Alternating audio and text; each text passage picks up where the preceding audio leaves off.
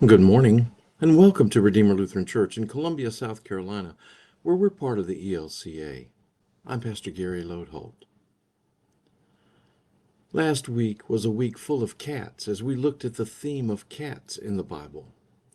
Actually, cats are never mentioned in the Bible, so we ended up talking about some cat characteristics and what they show us about our own relationship with God. The plan was to talk about dogs in the Bible this week, but there are only negative images of dogs, and I love dogs, and I just couldn't leave it at that. So, my dogs speak to me often about God and my relationship with God, so I'm sharing some of those stories that I first published in our monthly newsletter here at Redeemer. Last Saturday, Angel ran away from me. In case you don't remember, Angel is the youngest of our two black lab dogs. She's such a joy, and I've given her a nickname of Princess Licks-a-Lot. She loves us and loves our other dog, Boo. And yes, she licks a lot. Boo and Angel are yard dogs. They don't come in our house and spend their time in our large fenced-in backyard. They are happy and safe there. However, there are times when they escape through the gate. There was the time a few years ago when Boo got out and decided to explore the neighborhood and was gone for about a week. Since then, since he found his way home, Boo hasn't left our yard. We've even found that we can just let him out and he'll go to the front and then come back into the yard he knows. Whatever happened to him that week has led him to keep close to home. We've had Angel about 2 years now, and she's always been something of a timid dog. If there's a loud noise, she hightails it under our deck. She hates the lawnmower. If Boo happens to go out the gate, she might go, but as soon as she realizes that he's gone back and she's out there all on her own, well, quick as a flash, she's back into the yard too. Until last Saturday. I needed to cut the grass, and the first thing I did to do as part of that, or I needed to do as part of that chore, is to pick up their toys in the yard. As I did that, I discovered that they had killed a snake in our yard sometime in the night. They were so proud to show it to me and proud of what they had done. Later, when I came around with a lawnmower and opened the gate, they were out right away.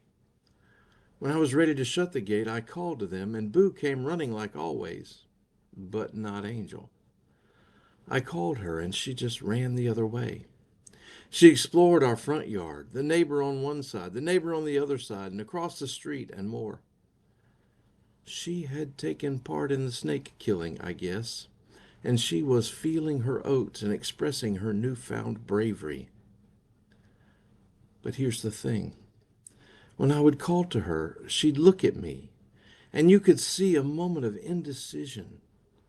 And then her desire to explore would win out, and off she'd go in a new direction. So there I stood, and suddenly I thought about how much that described our relationship with God. So often, our desires lead us off away from where we should be.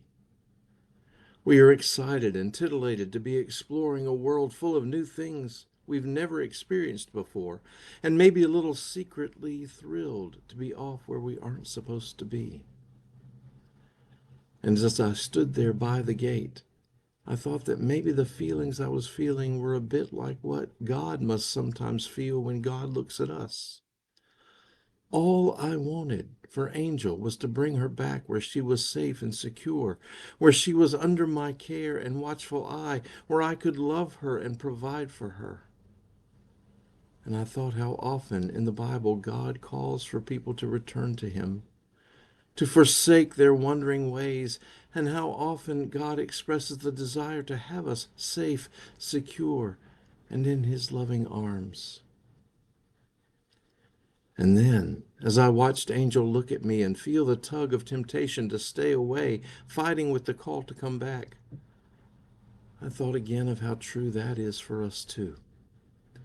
God calls, and we know what we should do, but the lures and excitement of another way are so enticing. Finally, I have to say, I didn't give up until I had Angel back in our yard. God is like that too. God will stop at nothing to claim us forever. All's well that ends well. And when it was all said and done, Angel was quite happy and secure when she got back in the yard. This was her place. With God is ours. Thanks for watching, and remember to let this day belong to God.